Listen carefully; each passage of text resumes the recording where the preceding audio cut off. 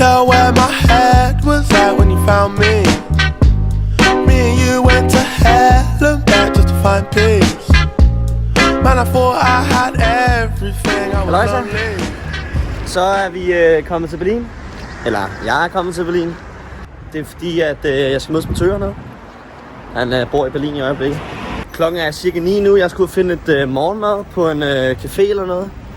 Og så har jeg egentlig bare dagen for mig selv. Se lidt af hvert her. Gå rundt og lege turist.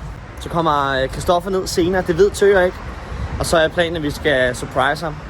Christoffer han bor i Spanien, så Tøger har ikke set ham i et halvt år. Så det håber vi bliver fedt. Nu er jeg ved at være oppe ved Brandenburger Tor. Og der er en eller anden form for demonstration eller sådan noget der. Der er meget gang i den.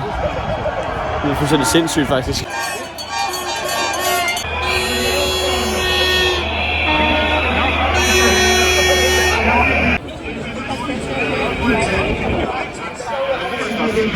Jeg snakkede lige med en politimand. Han sagde, at det handler om alle landmændene. Der er blevet gjort nogle lovindtag, som gør det sværere for dem at tjene penge. Jeg tror, de er blevet beskattet i hovedrøv.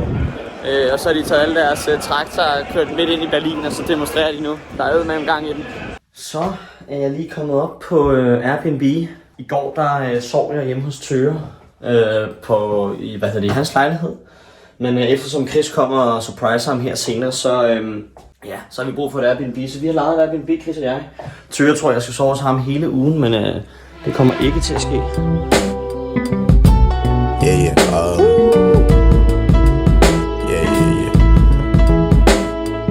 That's the way every day goes. Every time we've no control. If the sky is pink and white, if the ground is black and yellow, it's the same way you showed me. Så kom vi ind på ambassaden. Jeg fik sådan en lille gæstebadge her. Tøger Vest. Togo West Jacobsen. Hvad står der der? Bierkönig. Betyder det praktikant? Nej, det betyder velkommen. Det synes jeg fandme er godt. Så har de sådan en lille hyggelig væg med alle de minder, de har haft sammen. Det er ret fedt det her, synes jeg. Så kom vi ud fra ambassaden, eller Udenrigsministeriet. 50 mennesker. Jeg fik mit lille badge. Rune Thorlak, Danish Embassy. Fedt. Hvad har det vi lavet til? Vi var til et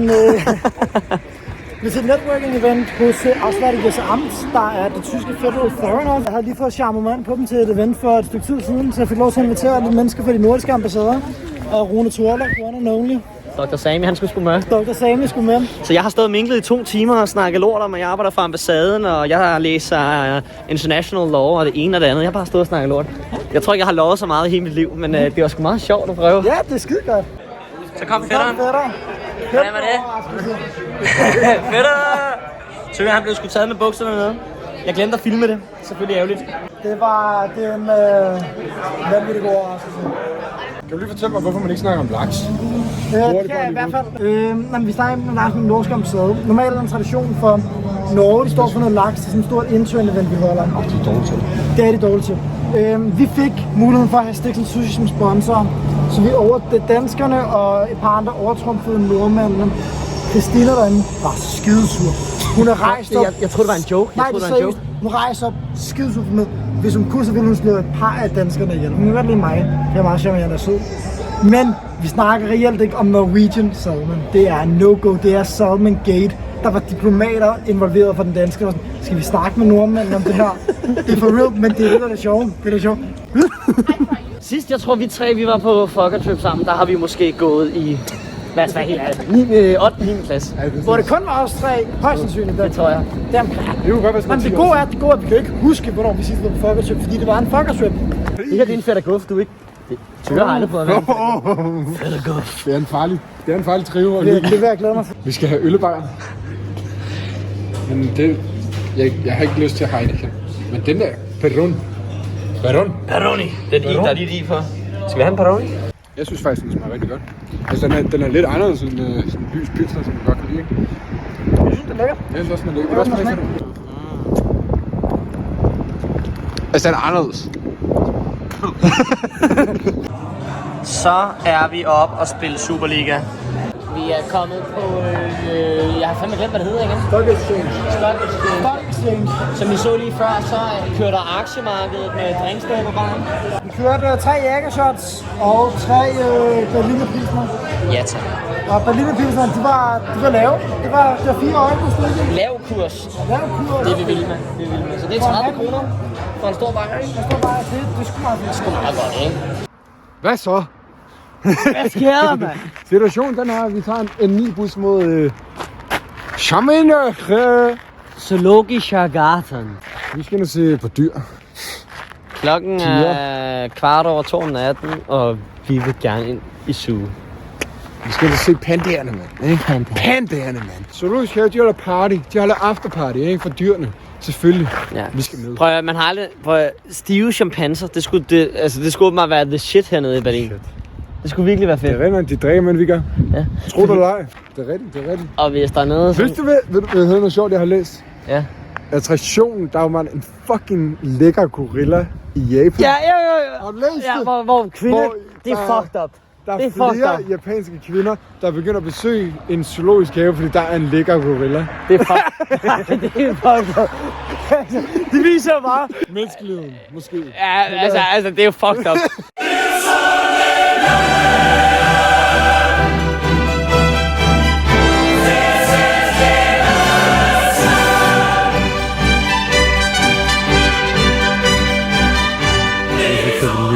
Vi kan godt få Vi igen. gider ikke smile om. Ja, lad os prøve igen. Jeg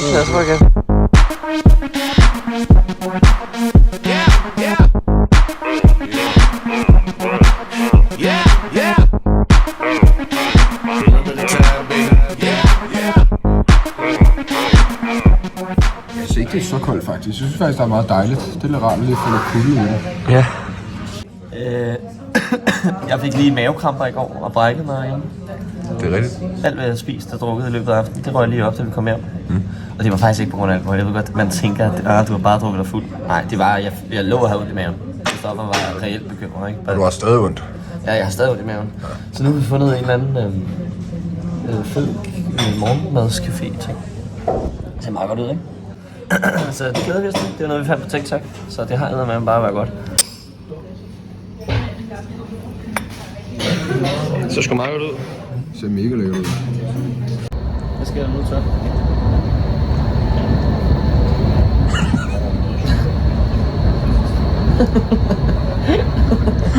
Ja, Møller. Ja, Møller. Tyre skal have en pornstar martini. Han er helt pjattet med den slags der. Hvor er vi henne, Jess? Vi er på en eller anden ret fed bar med nogle søde piger. En sød tjener. Søde tjenere, det er det, Det er sgu meget godt. De sidder i baggrunden der. Det er sgu meget godt arbejde, det der. Den er sgu da flot. Tonic. Balladebajer.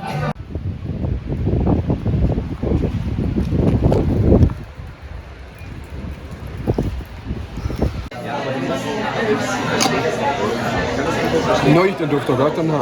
Er det et italiensk sted? Det er det. Hvad har du fået der, Chris? Jeg har fået sexy parecchi med salsiccia og fedt. Wow.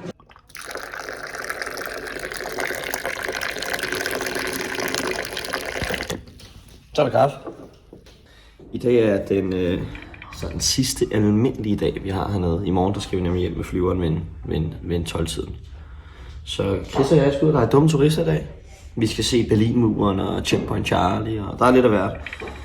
Og så skal vi rundt og købe lidt julegaver og shoppe lidt og spise en god frokost. Og så mødes vi med Tøger senere, og så skal vi ud og høre noget hornmusik og drikke nogle store øl. Nogle liter øl. Nogle liter øl. Det glæder mig til. Ja, det bliver Chris glad for. Det er ret godt til ham. Synes jeg. Du kan altså ikke gå igennem muren, Chris. Hvad fanden laver du, mand? Ost. Ostemand.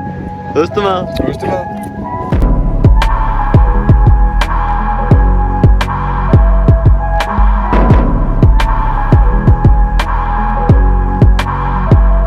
Real friends, how many of us? How many of us? How many jealous? Real friends, there's not many of us. We smile at each other, but how many honest? Trust issues, switch up the number. I can't be bothered. I cannot blame you for having an angle I ain't got no issues, I'm just doing my thing. Hope you doing your thing too. I'm a deadbeat cousin, I hate family reunions. The church up by drinking at the communion. Spilling free wine, now my tux is ruined. In time for a date, what the we doing? Who your real friends? We all came from the bottom. I'm always blaming you, but what's sad, you not the problem.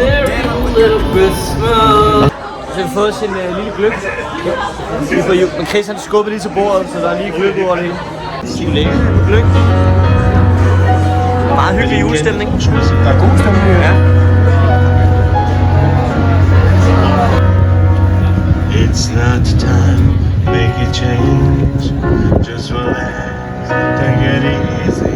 You're still young, that's your fault. There's so much here. Det er ligesom når du synger, Chris.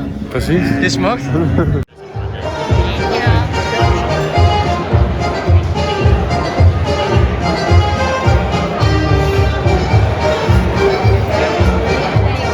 Vi kom med en meget dyr taxa til Alexanderplatz. Ja, dyr taxa. Meget dyr taxa. Ja, vi fik sgu en bøde. Det gjorde vi. Det koster 450 kroner per næse. Det er dyr omgang at være i Berlin, men sådan er det. Så nu holder vi os ned i Bayern München. Bayersk festival. 1 liter, 7%. Ja, tak.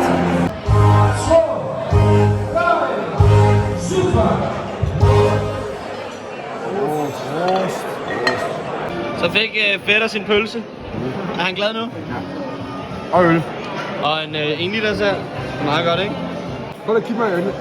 Står det stille? Så er det bare mig, der supper.